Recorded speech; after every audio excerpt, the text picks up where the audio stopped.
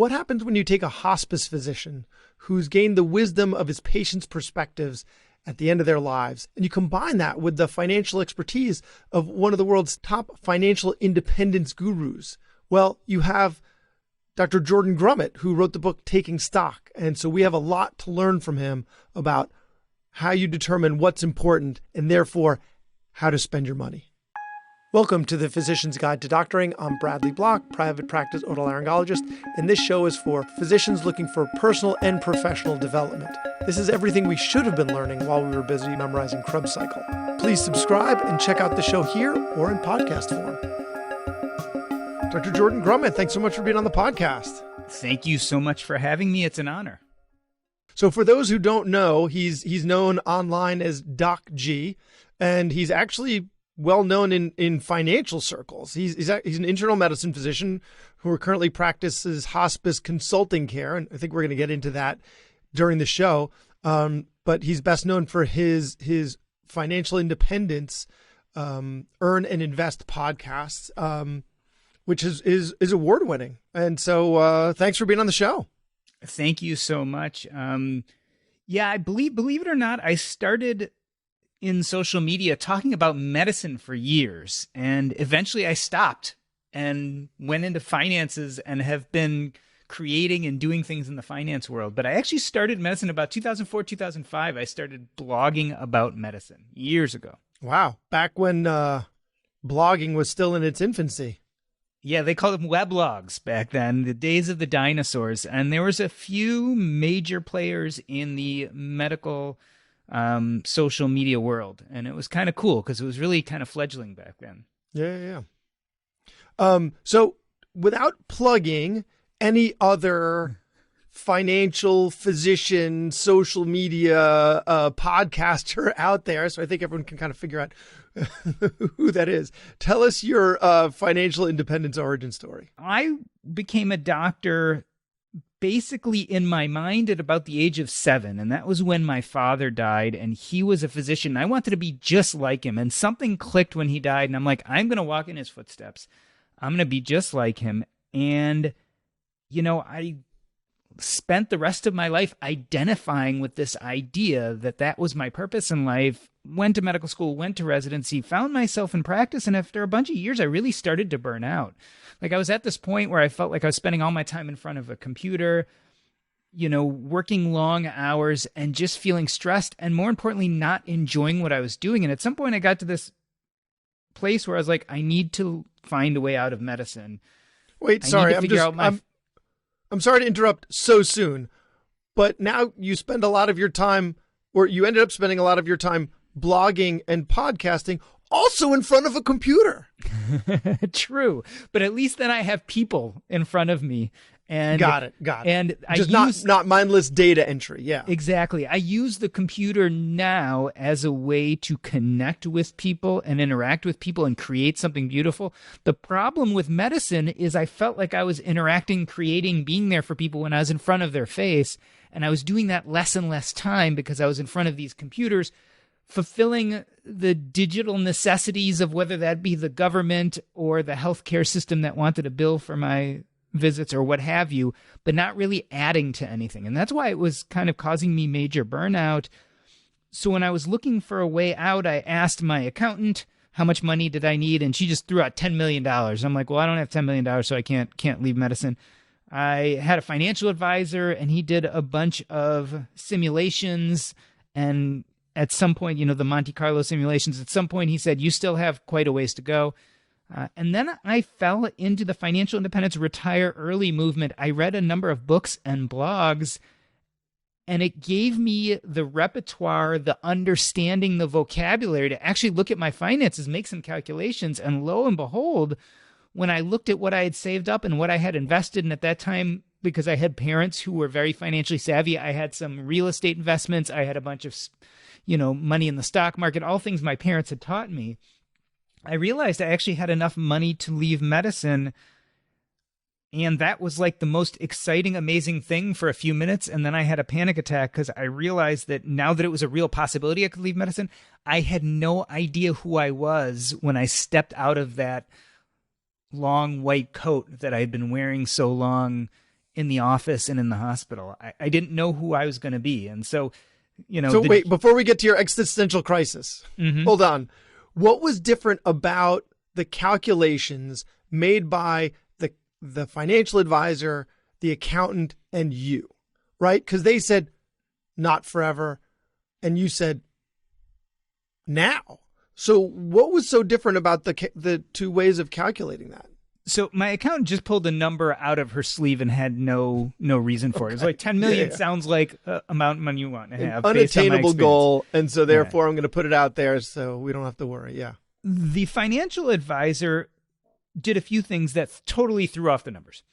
One is my financial advisor said, well, how much do you want to spend a year? And so I had great spending habits and I was pretty frugal, but I'll tell you, I didn't really budget. I just put half of my money in the bank and put that investment's half the money we lived on, and I never thought about it. So when my financial advisor said, well, how much do you want to live on a year? I'm like, $250,000, $300,000 a year. It sounds good to me, right? And so he made all these calculations based on a number that was way more than we ever actually spent when I went down and budgeted. But he never told me, hey, go look at your budget, see what you spend on an average year. So the problem was that the accountant just made up a number. The financial advisor, you made up the number. Yeah. And also the other thing is the financial advisor, I had, almost 7 figures of real estate at that point, and said, well, the real estate doesn't really create any money. So he didn't want to use that as like an income producing investment. And yet that was throwing off rental income. So there was all sorts of things going on there that didn't quite make sense. Yeah. Okay. So that's a big difference right there, is like, one, not knowing how much you actually spend, and 2, not including income as income. Yeah. And so again, at first blush, I just believed them. And I said, okay. Yeah. And there you are. Okay. Now back to the existential crisis. I feel like we need some music like dum, dum, dum, back to the existential crisis. I can do that. Back to you.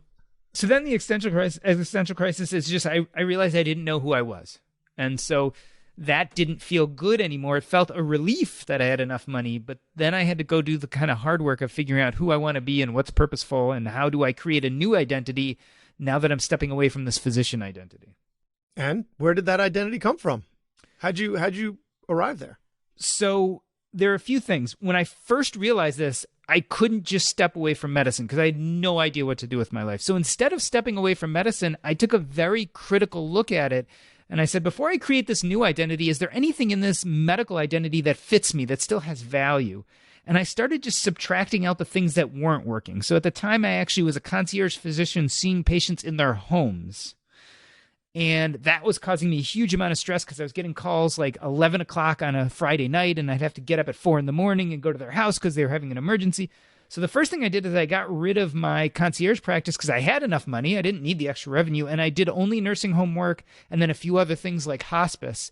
I did that for about a year or two, and I realized, you know what, this nursing home work's totally stressful, high-risk patients, causing issues. So I got rid of that. So then I was doing hospice, but I was doing it a lot of hours. I was doing some nights, doing some weekends. And I'm like, you know what? I don't need to do nights and weekends anymore. So I got rid of the nights and weekends. Eventually, what I settled on was being a consultant where I managed a team or two, which came out to about 15 hours a week of work. And that was all. And I would do that even if they weren't paying me for it. So I knew, okay, there's something I want to keep. So the other side of that is by dropping all these things, by subtracting out what wasn't working in my work life, I was creating a bunch of space and time. And during that space and time, I started exploring things that I kind of knew I had interest in, but I'd always blown them off because I thought, well, that's not work. Like I used to write. And when I wrote my blog post going back to 2004, 2005, I would like sneak time away at night while everyone else was sleeping, or in 30 minutes during a lunch break just to pound out a blog post. But now I could actually explore writing. Eventually that turned into exploring podcasting. I could look into this personal finance stuff, which I found amazingly interesting, and read and study it because I had all this extra time.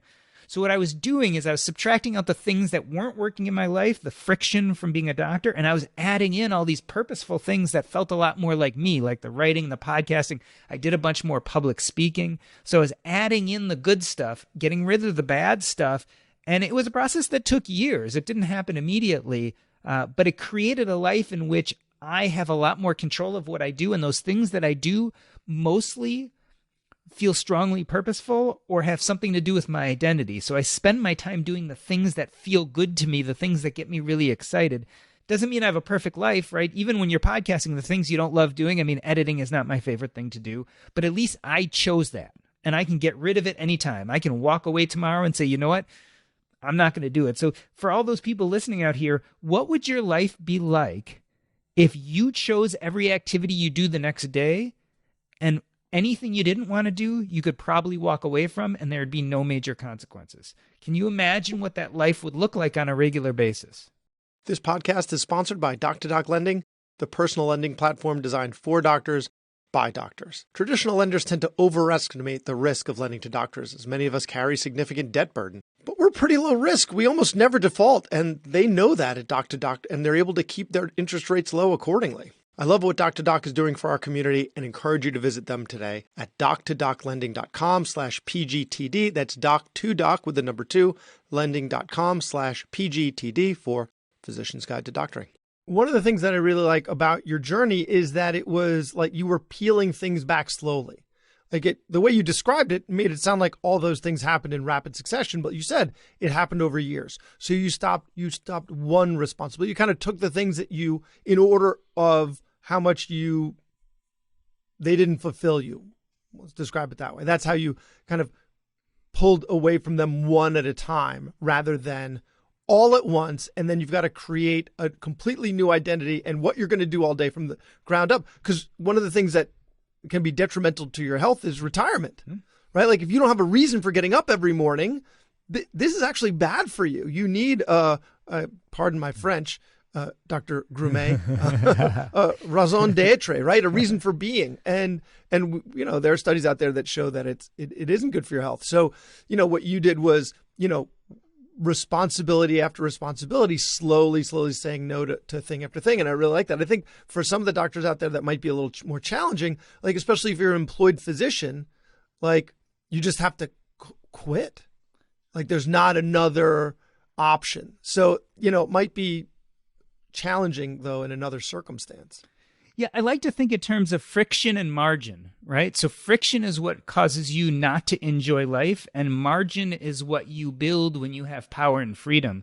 So even if you are a younger physician in a job you like, or even take it out of medicine, if you're doing a job you don't like, the question is, what can you do to create some margin in your life so you can decrease the friction? So when you're a doctor, actually, you have a huge amount of power. One thing I realized is when I started looking out in the world as a doctor, I had a lot of skills that I could parlay into extra income. So one thing I started doing is I started working as a medical director at a bunch of nursing homes. Like in my area, they had these nursing homes. They wanted a good doctor who'd come in and see their patients, et cetera. So I could make a few thousand extra a month just being a nursing home doctor. Then I found I liked hospice, and a lot of these hospices need a medical director. And so I could spend a little time each month being a medical director and make a few extra $1,000. So what that would allow me to do then is look at my job, the art of practicing medicine in the office, and I was saying, you know what, I don't want to see 20 patients a day in the office. Well, now I'm making this extra margin by doing some of these things I like a little more.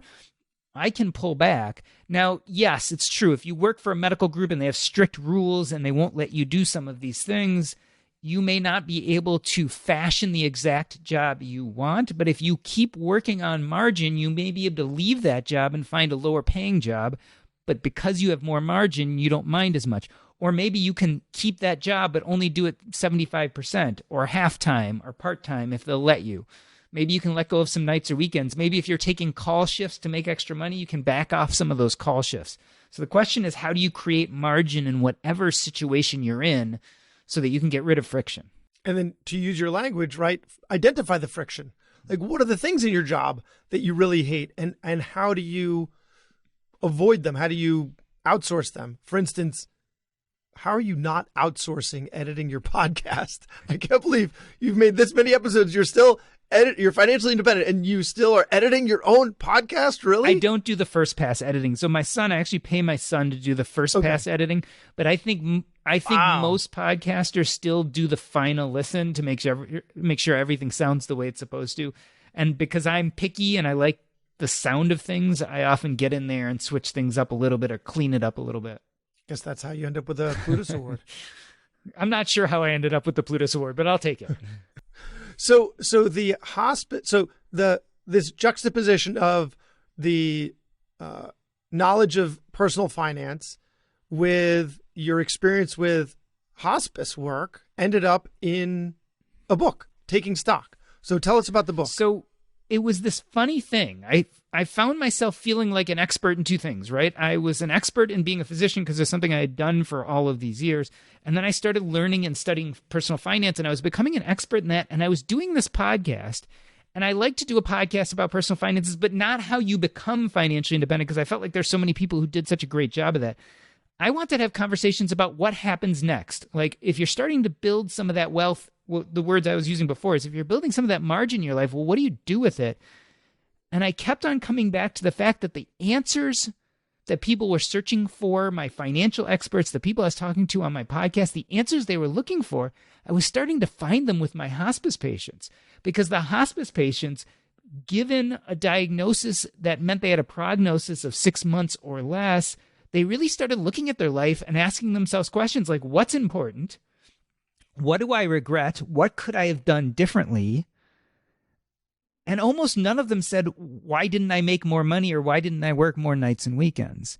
So I started thinking about what my hospice patients were teaching me and applying it to the financial realm. And it started giving me these answers to questions that no one in personal finance seemed to really have the answer to. Like, what does this all mean? What is the role of money in our life? How do we use money to parlay that into a good life?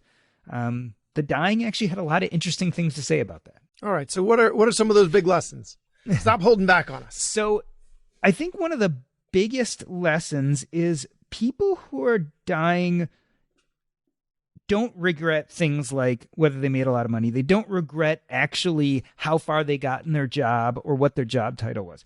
What they do regret is failing to have the courage to do those things that were important to them, or not even bothering to think about what was important to them.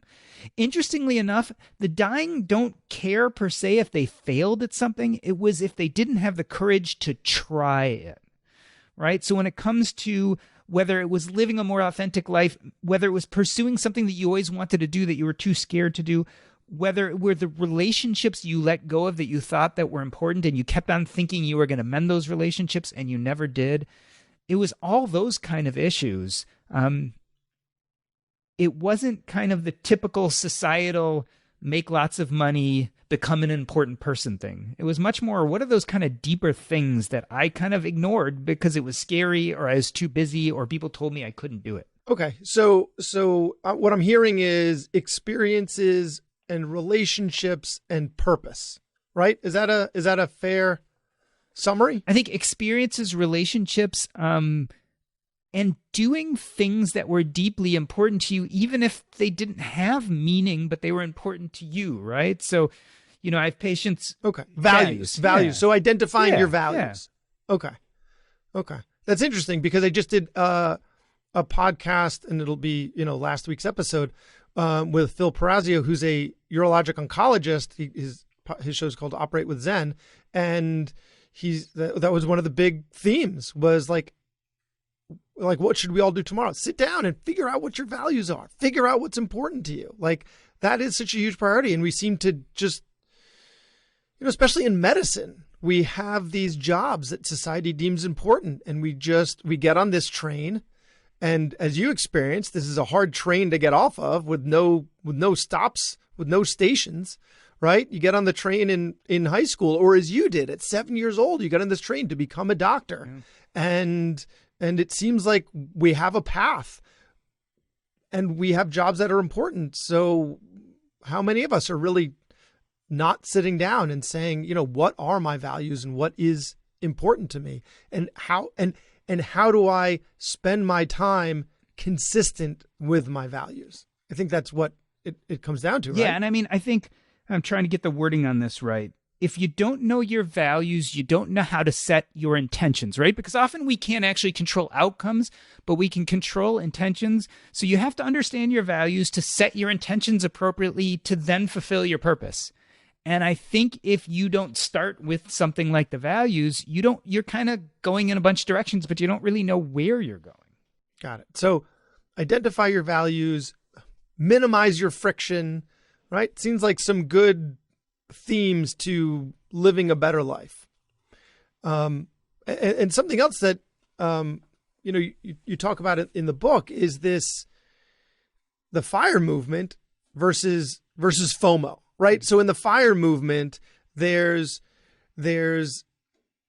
you've got to work really hard. And this is what we do in medicine, right? You like front load your life with work, this investment in our income, in our education that then pays off in terms of us being high earners, right? So we just get so conditioned to do that the FIRE movement really seems consistent with that too. Great. Now I'm going to keep chugging along for the first 10 years as an attending, 15 years, whatever it takes to get, and I'm going to live frugally. So I'm not going to spend a lot of money. So I'm going to live frugally. I'm going to work hard, juxtaposed against not living frugally, taking lots of time off, taking lots of vacation, and not actually saving. So, there's this scale, right? Where you're just, spending all your money, carefree living versus the intensity and the frugality of the FIRE movement. So how do we figure out where we fall on that scale? So I think we have to be really intentional about how we live our lives so we can figure out where to fall on that scale. Because unfortunately, if you do it incorrectly, there's some real consequences. My father died at the age of 40, right? So if my father had been a big FIRE adherent and had been frugal and had passed on a lot of things he wanted to do because he was waiting till one day he'd retire and be happy and have enough money to do things, he would have completely missed out in life. The problem is, and I think it'd be a really easy question if you knew exactly when you were going to die. Like if I knew that I was going to live to the age of 80, then I might be a little bit more frugal now, save up a lot of money, and then as I got further along, I'd spend and spend and spend until hopefully I had about zero at the age of 80. On the other hand, if I knew that, like my father, I was going to die young at 40 or 45, heck, I wouldn't save anything. I would go and I'd spend a lot of money and really enjoy today, here and now. So since we don't know when we're going to die, I think the way to think about it is to ask yourself a question. What scares you more? Are you more scared that you're going to die young and wealthy and never enjoy that money? Or are you more scared that you're going to live to an old age, run out of money, and die broke? And I think if you can ask yourself that question, it's going to help you actually decide how to spend today. So let me explain that. Like my father actually felt like he was going to die young. He told my mom when he married her, he said, I don't think I'm going to live to an old age. So interestingly enough, he lived exactly like that. He had tons of hobbies. He traveled a lot. When he got done with his fellowship, he was offered this really lucrative job with an oncology group, and he passed it up to work at the VA and work about half the hours and make about half the money. You see, he didn't think he was going to live long, so he wasn't as worried about accumulating a huge amount of money. I mean, like he got life insurance so his wife and kids would be okay, and he saved some, but he also wanted to spend for today because he didn't know how many tomorrows he would have. If you were like that and you're afraid that you're going to die young, let's say you make $100,000 and you live off of $50,000 for the essentials, which means you have $50,000 left over. You might want to use $40,000 of that for YOLO and FOMO, and let's spend it, and we're going to take long vacations, and we're going to work less hours, and let's have a blast. And then let's take $10,000 of that and save it and put it towards retirement. So if you were right and you die young, then hell, you used your money pretty well. You spent most of it. You really enjoyed those YOLO moments. You're doing pretty good. Let's say you're wrong and live to a ripe old... Hold on. Wait. Hold on. I want to explore that for a second because it sounds like that life that you've just described is a very sustainable one. Right? Well, that's the point. This person is going to be able to, this person is going to be able to save, but they're also going to be able to work for a long time without, decreased likelihood of burning out, right? And so they'll be able to work until they're 70, 75 because they're enjoying so much of their life. And so as opposed to someone who works their butt off early, but it's miserable. Well, I think so So that's a risk. So the first scenario is they were right and they died. The second scenario is they're wrong and live to an old age. But like you said, it's a pretty good life because they're taking the vacations, they're spending the money. It ain't a bad way to live. And then when they make it 70 or 80, since they have been saving some, they're going to have some retirement and be okay. Let's look at the other side of it. Let's say you are afraid you're going to live to an old age and be broke. Well, then you may decide to say, okay, I make $100,000, $50,000 goes to my essentials. I have $50,000 left over. If you think you're going to live to an old age, maybe you save $40,000, put it towards retirement, and then $10,000 you use right now for YOLO. Like, have a good time with that $10,000, but let's put money away. You're going to have plenty of time to enjoy yourself when you're retired at the age of 50, and you're going to live to 80. You're going to be great. If you're right, then you're going to hit financial independence pretty quickly by saving that $40,000 every year, and you're going to be, well off. If you're wrong, and I guess this is the worst of the four scenarios.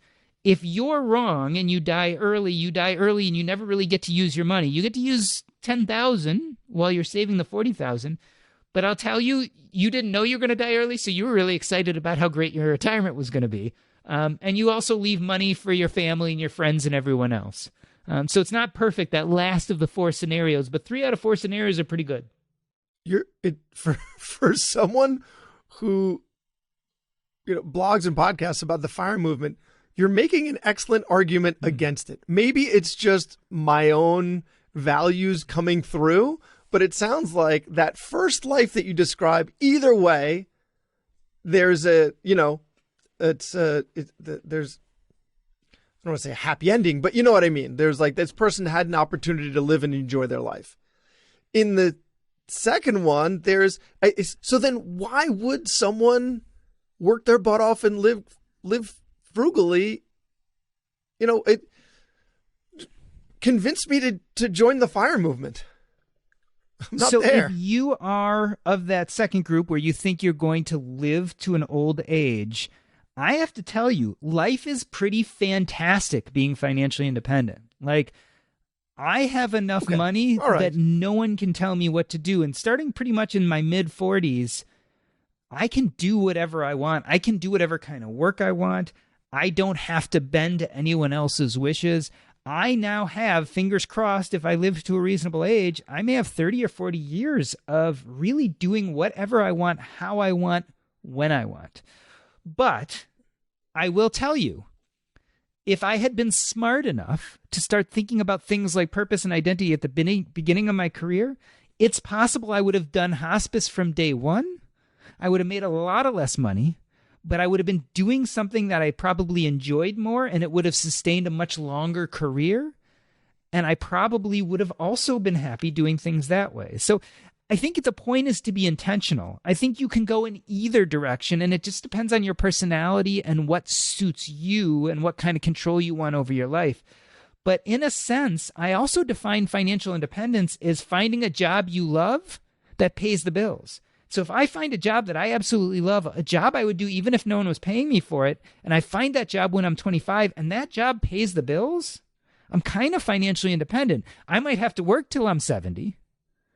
But what are you going to do when you quit your job? You're going to do what you love. Well, what if you're already doing what you love and it pays you? I think we have to broaden this idea of what financial independence is. I think there are 3 or 4 different paths there. And one of those paths is, what I like to call the passion play. It's finding something you love to do and making money at it. And I guess it's a dynamic thing as well. Like, you've now saved enough that you don't need to work 55 hours a week. You've saved enough that you're on a good trajectory working 20 hours a week. And now you can do this until you're 75 and really, really love it. I feel like with a lot of our jobs out there, it would be a lot more enjoyable if we just did it less. You know what I love? Right? Like, you work part-time, you're going to, what we do, it's a privilege. It is a privilege. But it can also be a grind. You take the grind aspect out of it, you're going to make some money, and you're going to enjoy it a lot. You know what I love is you pair financial independence with like being an ER physician, let's say. And people who do this, who are emergency room physicians, they just start cutting back on shifts. It's cake, right? So what happens is you gain enough money, you put it away, you invest, and you still like your job. So you're doing your job, but again, you say, you know what? I'm not doing any more overnight shifts, or I'm not doing any weekends, or I'm only doing 10 shifts this month. And it's a fantastic way to both keep what you love about your job, but then also have the freedom to go pursue whatever you want. And here's the other kicker, is if you still work those 5 or 10 shifts a month, you don't even need nearly as much money because you're going to still have active income coming in.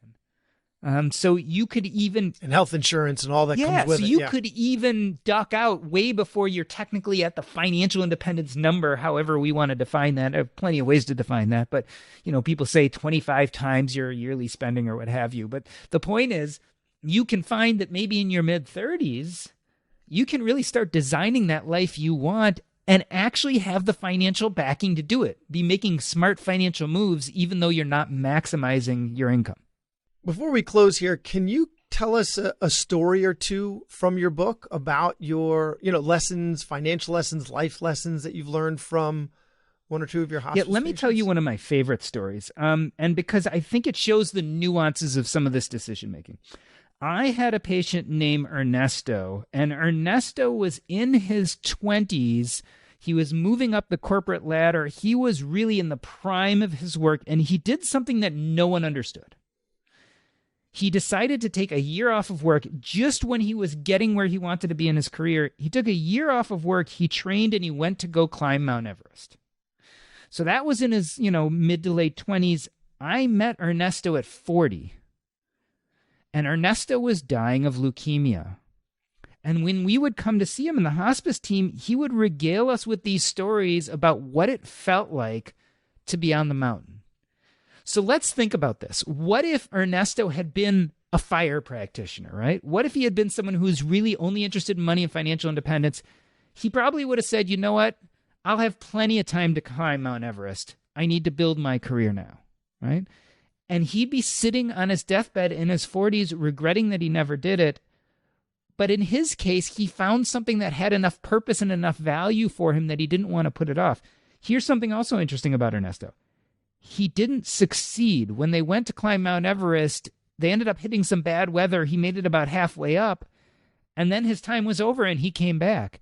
But when he was on his deathbed, he didn't regret that he didn't succeed. He would have regretted if he had never tried. So he still had all these wonderful stories of being up on the mountain and the cold and the climbing and the shortness of breath. He had all the experience. And I think it shows us this important thing that we talk about money and we want to put it in the bank and we want to invest it so it can compound, right? But experiences and joy also compound. So Ernesto's experiences compounded and they paid dividends for the rest of his life. And so we have to start thinking about our investments, but look way past just our monetary investments. And we have to start looking at some of these life investments. And Ernesto did a really good job of that. And I feel like he felt some real sense of peace when he died because he did this thing that was just so important for him. I've heard this. I've never seen a source, but economists say that you don't get joy from stuff, you get joy from experiences. So spending, being frugal with stuff, fine. Don't get a fancy car, don't get the fancy silverware. But when it comes to experiences, do you need a 5-star hotel? Maybe, but take the time, have the experiences. That should be the focus of because there's joy in planning, there's joy in doing, there's joy in remembering, there's joy in the people that you are doing it with. It strengthens your bonds. I went to Disney with my parents and my wife and kids, and it's not really our style of a vacation. But one thing that happened, my kids, they see my parents 1 hour once a week. They come over, hang out for an hour. Now they were in an adjoining room. They were running in and out. They were having this experience. And my parents, it's months and months later, they still talk about it. They still think about it. My three little boys, 3, 5, and 6, running in and out of the room, sometimes with clothes on, usually not. And so as much as it was a schlep and expensive and everything, it's just, it's the experiences. I think that's another big takeaway here.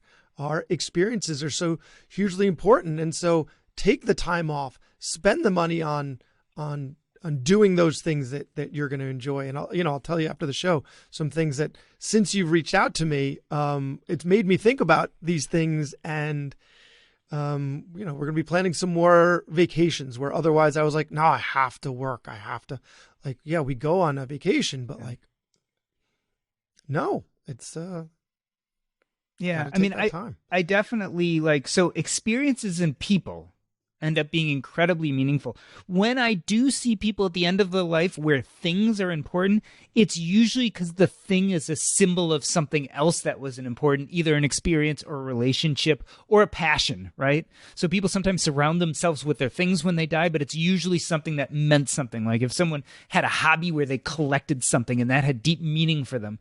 Sometimes things do matter, but usually more as symbols than the thing itself. So where can people find your podcast and where can people find your book and you online? So the easiest way to find everything I create is to go to jordangrumet.com. That's JORDANGRUMET. When you're there, you can, of course, find links to buy the book that's called Taking Stock, but you can also find links to the 3 different ways that I've created content either currently or in the past. The first is my podcast, Earn and Invest. That's earnandinvest.com, but you can also find it at jordangrumet.com. There's also links to my medical blog, In My Humble Opinion, which I wrote on from about 2005 to 2018, as well as my financial blog, diversify.com. You can find that all if you just go to jordangrumet.com. Dr. Jordan Grumet, thank you so much for your time. Thank you so much for having me. It's been a blast. Thanks for joining us today on The Physician's Guide to Doctoring. Make sure to subscribe, like, follow, refer a friend, anything that'll help the word get out that I've got this great content that you love so much. So let me know what you, the listener, want to hear more of. So make sure you reach out on social media or email me at brad@physiciansguidetodoctoring.com. The views expressed are those of the interviewer and the interviewee and do not represent the views of our respective employers. Now, if you're still listening after all of these disclaimers, you really must love the content. So don't forget that I'm also available for medical legal consulting in general otolaryngology, as well as keynote speaking. So reach out.